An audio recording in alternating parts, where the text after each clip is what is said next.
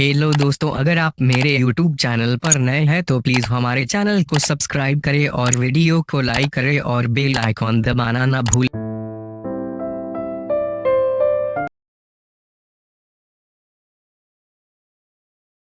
एक बार एक वैज्ञानिक ने एक टिड्डे को पकड़ा और उसे अपनी आवाज पर छलांग लगाना सिखाया। वैज्ञानिक टिड्डे से कहता कूदो, तो टिड्डा उसके आवाज सुनते ही जोर से छलांग लगा देती। अब वे वैज्ञानिक का तो प्रयोग करना बनता ही था। उन्होंने टिड्डे की छलांग पर प्रयोग किया। वैज्ञानिक ने उसकी एक टांग तोड़ दी और फिर बोला कूदो। अब टिड्डे की छलांग की दूरी कम हो गई। वैज्ञानिक ने उसकी दूसरी टांग तोड़ दी और फिर बोला कूदो। टिड्डे की छलांग और कम हो गई। अब तोड़ी गई उसकी तीसरी टांग, फिर छलांग की दूरी और कम हो गई। एक एक करके बेचारे टिड्डे की सारी टांगें तोड़ दी गई। अब आखिरी टांग टूटने पर जब उससे कहा गया कूदो, तो वे हिल भी नहीं पाई। अब वैज्ञानिक ने अपना निष्कर्ष अपनी डायरी में लिखा। जानते हो उसने क्या लिखा? जब टिड्डे की एक टांग तोड़ी गई तो वे थोड़ा बहरा हो गया। जब उसकी दूसरी टांग तोड़ी गई तो वो और बहरा हो गया। हर टांग टूटने के साथ वो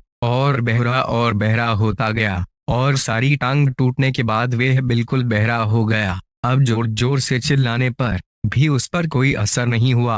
वो तो अपनी जगह से हिली तक नहीं। छलांग लगाना तो दूर की बात है। इस कहानी को सुनकर सभी को ऐसा ही लग रहा है ना कि क्या मूर्ख वैज्ञानिक था। इतनी सीधी सी बात उसे समझ में नहीं आई। या कुछ लोग ये भी सोच रहे होंगे कि ये तो किसी बच्चे को भी पता है कि टिड्डे की छलांग उसके टांग टूटने की वजह से कम होती जा रही थी, ना कि वह बहरा हो गया था। दोस्तों, हम सभी जीवन में कई बार ऐसे ही मूर्ख बन जाते हैं। कई बार जीवन में दो घटनाएं एक साथ ऐसे घटती है कि उनका एक दूसरे से कोई संबंध होता ही नहीं, फिर भी ऐसा लगता है कि गहरा संबंध है। कभी कभी दिखता कुछ और है लेकिन समझ कुछ और आता है और वास्तव में होता कुछ और है। इसीलिए अगर पछताना नहीं है तो जीवन में जल्दबाजी में कोई निर्णय न ले। हमेशा समझ बूझ का इस्तेमाल करें। सावधानी बरते, नतीजे सोच विचार कर ही निकालें। दोस्तों, आपको पर ये छोटी छोटी कहानियाँ